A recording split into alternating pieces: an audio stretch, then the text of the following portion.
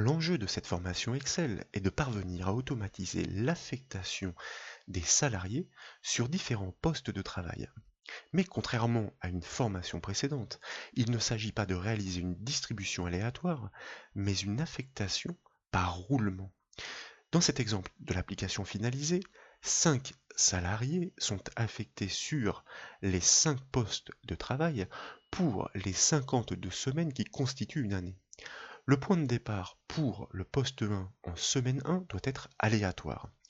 À partir du salarié ainsi positionné, un roulement naturel doit s'effectuer sur les 52 semaines. Et en fonction de cet employé, les affectations se produisent naturellement sur les autres postes. L'enjeu est qu'un salarié ne soit pas affecté sur deux postes différents la même semaine. Lorsque nous cliquons sur le bouton Générer, l'affectation par roulement, comme vous le constatez, prend effet à partir du premier employé généré aléatoirement. Et comme vous le remarquez, en cellule B4, il est possible de sélectionner l'un d'entre eux afin de le faire ressortir par une mise en forme conditionnelle pour repérer ces affectations plus simplement. Tout d'abord, nous constatons que le roulement s'opère parfaitement et que la distribution se réalise elle aussi parfaitement, étant donné qu'il est bien affecté sur un poste et pas plus chaque semaine. Vous notez en revanche la mise en valeur dynamique orange. Pour certains salariés, il s'agit d'une alerte visuelle indiquant au responsable que l'employé en question est indisponible durant la période désignée. Et c'est un tableau sur la feuille indisponibilité qui en réfère. Comme vous le constatez ici, une table à deux entrées. Le responsable aura donc tout le loisir de prendre les mesures par anticipation afin de pouvoir prévoir une solution de remplacement. Comme toujours, pour débuter ces travaux, je vous propose de commencer depuis un classeur source qui propose la structure du tableau déjà préconçue. Sur la feuille indisponibilité, vous notez donc la présence d'un petit tableau référençant les salariés notamment en colonne D. Il doit servir de base au tri aléatoire pour définir le point de départ de l'affectation par roulement. Dans le tableau situé juste en dessous, donc, et nous l'avions déjà constaté, sont référencées toutes les indisponibilités qu'il est possible de mettre à jour au gré des nouvelles informations dont nous disposons.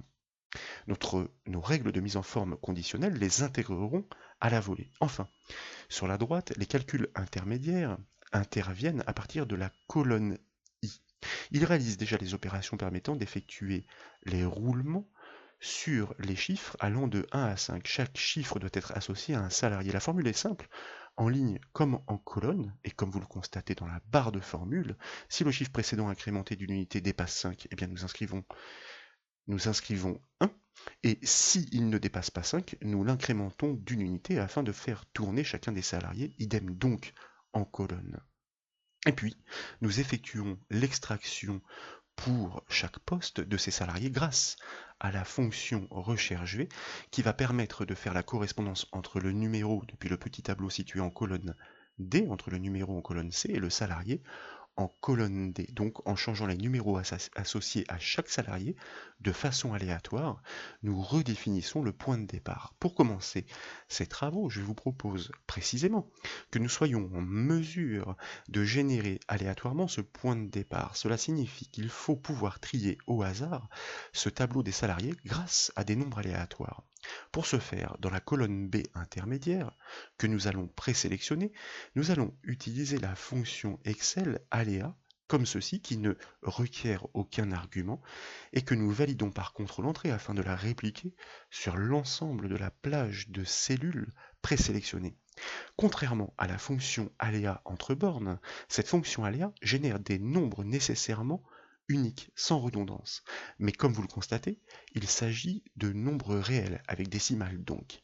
Qu'à cela ne tienne, nous souhaitons seulement les exploiter pour organiser un tri aléatoire une fois que nous aurons récupéré seulement la valeur de ces nombres pour que ce tri aléatoire ne se régénère pas à chaque événement, puisque je vous rappelle qu'une fonction de calcul est réactualisée dès qu'un événement se produit dans la feuille. Pour ce faire, donc, nous allons créer une macro capable de copier ces valeurs directement en colonne E, et puis sur l'ensemble des deux colonnes, elle va générer, ordonner le tri sur ces valeurs aléatoires pour que le premier salarié ne soit pas le même à chaque fois que l'ordre est donné.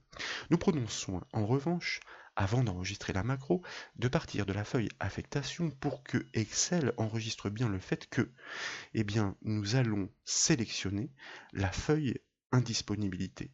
Tant qu'à faire, nous allons fermer le classeur finalisé, celui qui a servi à la démonstration en préambule. Et donc, comme vous le savez, pour créer une macro automatisée, nous passons par le ruban développeur qu'il faut bien sûr rendre disponible sur le ruban. Nous cliquons sur le bouton enregistrer une macro et nous choisissons par exemple de la nommer tri-aléa avec un underscore, car dans les noms de procédure comme dans les noms de fonctions, les espaces ne sont pas permis. Et puis, nous validons par OK et dès lors, Excel commence son enregistrement.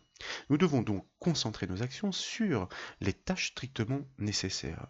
Nous cliquons tout d'abord sur l'onglet Disponibilité en bas de la fenêtre Excel pour activer sa feuille. Nous sélectionnons ces valeurs aléatoires générées par la fonction aléa et nous allons les copier. Nous pourrions d'ailleurs les copier par le raccourci clavier, CTRL-C. Nous les copions donc par exemple depuis le ruban accueil.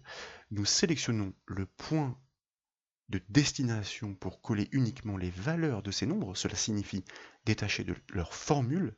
Nous cliquons sur la flèche du bouton coller et dans la liste, nous choisissons valeur, le petit bouton avec les 3 chiffres 1, 2, 3. Et vous remarquez effectivement que nous avons parfaitement restitué les anciennes valeurs aléatoires générées, tandis que les nouvelles, eh bien, se sont régénérées elles-mêmes du fait de cet événement. Dans la foulée, cette macro, comme je vous le disais, doit utiliser ces nombres aléatoires pour trier ce tableau borné que nous sélectionnons donc. Nous activons le ruban Données et dans la section Trier et filtrer, nous cliquons sur le bouton Trier. Il s'agit ici d'indiquer que nous souhaitons organiser un tri sur la colonne E, colonne de nombres aléatoires, donc un tri aléatoire du plus petit au plus grand. Et nous validons par OK. Et vous constatez effectivement que l'ordre a été modifié. Nous revenons sur la feuille affectation. Nous allons prendre soin de sélectionner la cellule A1, tout simplement parce que ce tri aléatoire va être ordonné au clic sur le bouton régénérer. Donc il faut que l'utilisateur garde le focus sur la feuille en cours, celle du tableau des affectations. Nous avons terminé la simulation, donc dans le ruban développeur, nous cliquons sur le bouton arrêter l'enregistrement. La macro existe et pour preuve, si nous basculions dans l'éditeur VBA Excel, soit en cliquant sur le bouton Visual Basic, soit en réalisant le raccourci clavier Alt F11, vous constateriez qu'un module a été associé effectivement à ce classeur et que le code permet à, on va dire, restitue toutes les actions que nous avons simulées. Vous constatez d'ailleurs que la première d'entre elles consiste à sélectionner la feuille indisponibilité avant de copier les valeurs, de n'en coller que les valeurs détachées des formules, d'organiser le tri sur le tableau sélectionné, pour enfin revenir sur la feuille affectation et sélectionner la cellule A1. Maintenant donc que notre macro existe, forcément, nous devons l'attacher à notre bouton générer de manière à ce qu'à chaque clic, eh bien, nous puissions partir d'une base aléatoire pour pouvoir définir cette affectation par roulement. De fait, de retour sur notre feuille affectation, nous cliquons droit sur notre bouton régénérer. Dans le menu contextuel, nous choisissons affecter une macro et dans la liste des macros qui apparaît, nous double-cliquons sur celle que nous venons de créer, en l'occurrence tri-aléa.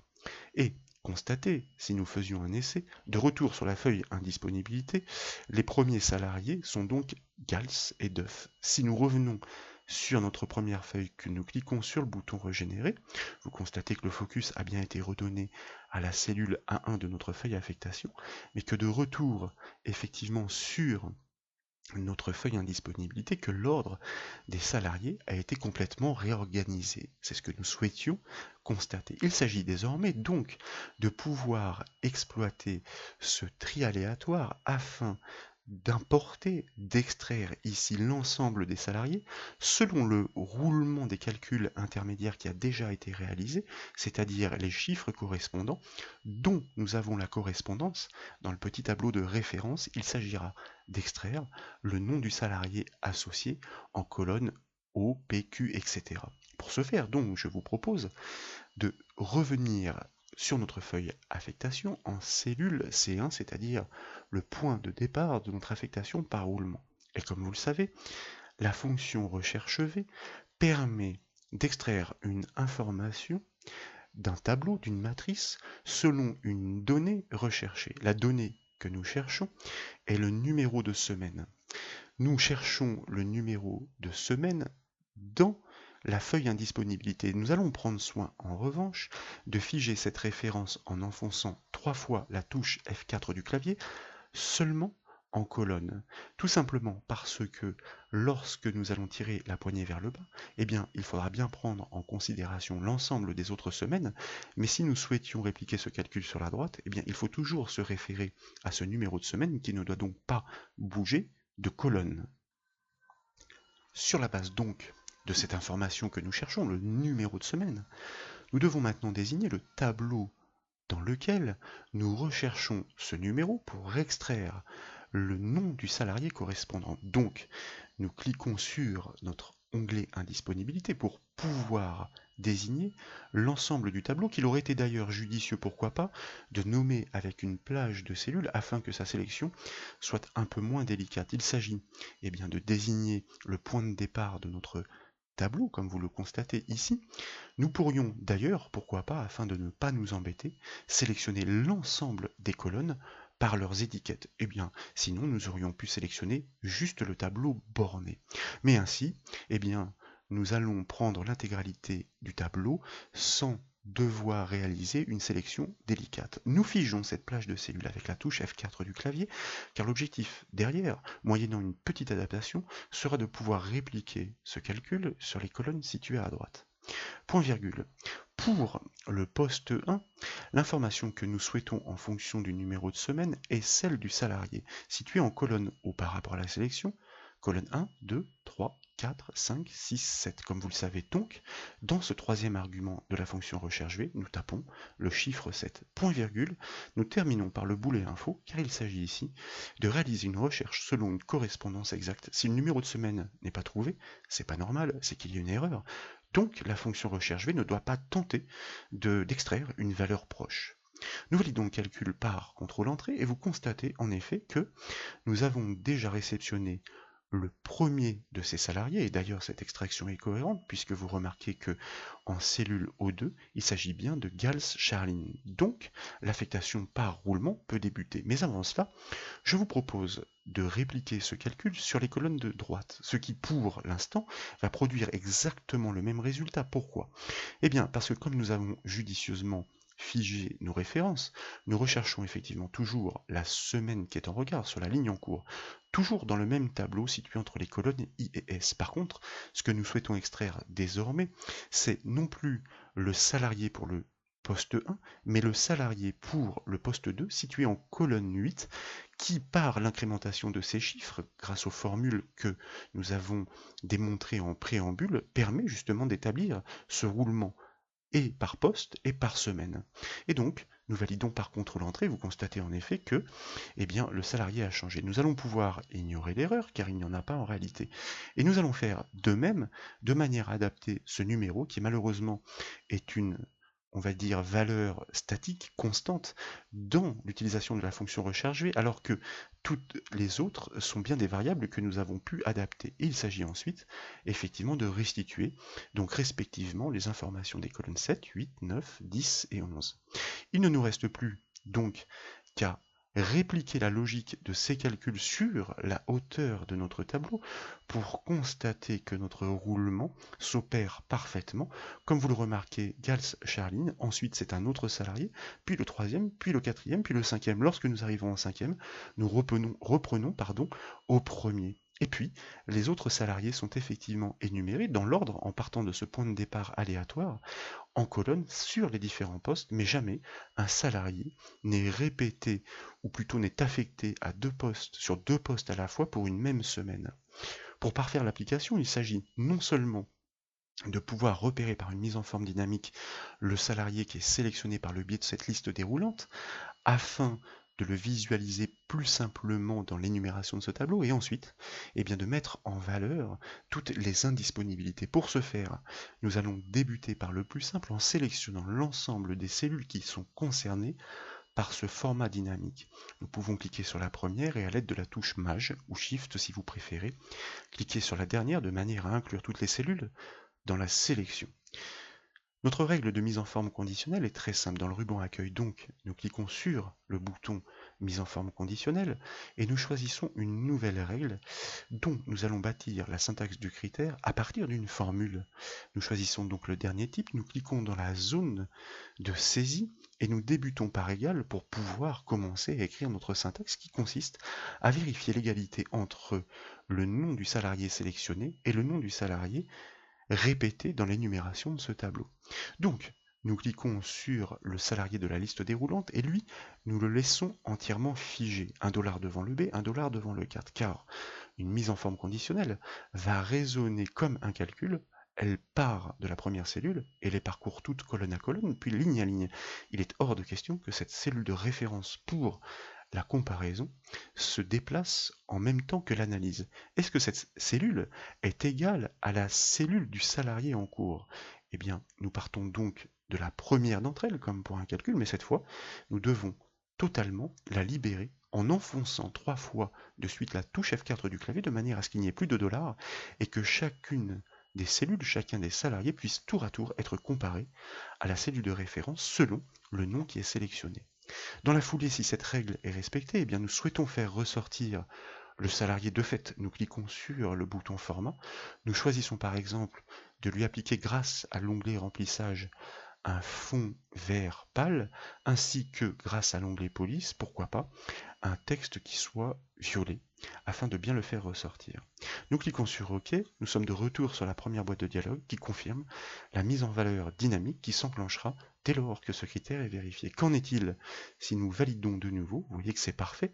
Et d'ailleurs, visuellement, cette mise en forme conditionnelle confirme ce que nous disions. Non seulement le roulement, comme vous le remarquez, et ensuite cette affectation qui ne vient jamais se chevaucher pour une même semaine sur plusieurs postes à la fois concernant un même salarié. Il s'agit maintenant de pouvoir, et cette règle est un petit peu plus complexe, faire ressortir les indisponibilités afin que le responsable puisse prendre les dispositions qui s'imposent. L'objectif ici consiste à rechercher pour l'ensemble de ces salariés si dans cette table à 2 entrées de la feuille indisponibilité sur laquelle nous revenons donc pour la semaine en cours et pour le salarié en cours d'analyse, si la cellule au milieu n'est pas vide, ce qui signifie que vraisemblablement pour cette semaine précisément, il ne sera pas disponible pour être affecté sur le poste ainsi désigné. De fait, nous revenons effectivement sur notre tableau des affectations, nous le sélectionnons comme nous l'avons fait précédemment grâce à la touche Maj par exemple, sinon il s'agit de le zoner intégralement à la souris, pourquoi pas, mais cette méthode est plus imprécise, et nous revenons dans nos règles de mise en forme conditionnelle. Nous cliquons donc sur la rubrique Nouvelles règles, car, encore une fois, il s'agit de bâtir une formule que nous initialisons avec le symbole égal. Les fonctions Excel, comme vous le savez, qui permettent de réaliser des recherches dans des tables à 2 entrées, donc à 2 variables, sont les fonctions index et équive. La fonction index va permettre de définir le tableau de la feuille indisponibilité dans laquelle nous souhaitons réaliser cette recherche. Et puis, la fonction équive pour la ligne et pour la colonne va tout simplement lui indiquer la position du numéro de semaine 1 croisé à la position du salarié ainsi désigné. Si à l'intersection des deux, effectivement, la cellule n'est pas vide, nous savons que la recherche produit une extraction, et donc que le salarié est indisponible, et donc que nous devons le faire ressortir dans un fond orange, par exemple.